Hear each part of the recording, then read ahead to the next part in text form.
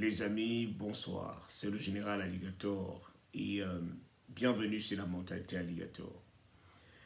Un de mes abonnés m'a posé la question sur comment savoir que son conjoint ou sa conjointe, mon conjoint ou ma conjointe même.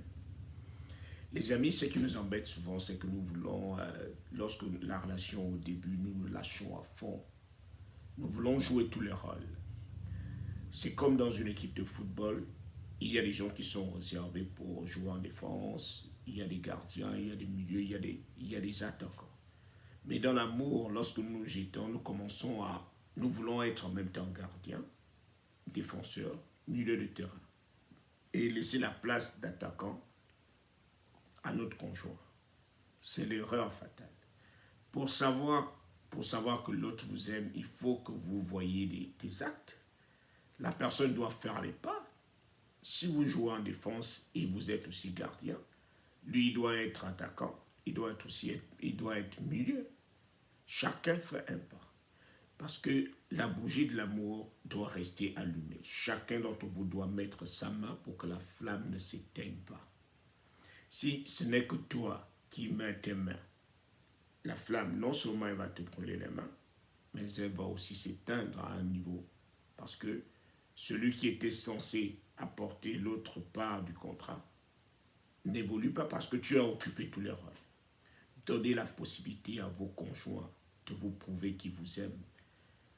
Ne cherchez pas à tout faire, ne cherchez pas à trop plaire. C'est pour cela que je ne fais qu'insister sur le fait que chacun d'entre nous est d'abord censé s'aimer et aimer l'autre. Parce que si tu te concentres d'abord sur toi, tu fais en sorte que les imperfections, que tu améliores tes imperfections, l'autre va te prendre à ta juste valeur. L'autre va faire la même chose. Et vous allez mieux garder le couple. Si chacun commence à se dire, j'attends que l'autre avance seulement. Je l'attends. Et c'est ce qui arrive souvent lorsque nous essayons de forcer une relation.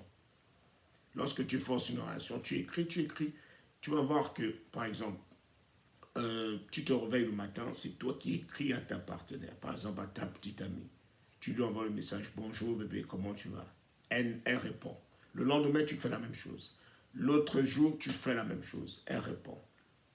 Elle va s'habituer, elle va se dire, c'est toi qui es censé la réveiller chaque matin et lui envoyer le message. Donc, à un moment donné, le jour où tu as envoyé le message en premier, tu attends. Si la personne peut aussi penser à toi sans que tu n'aies fait le geste.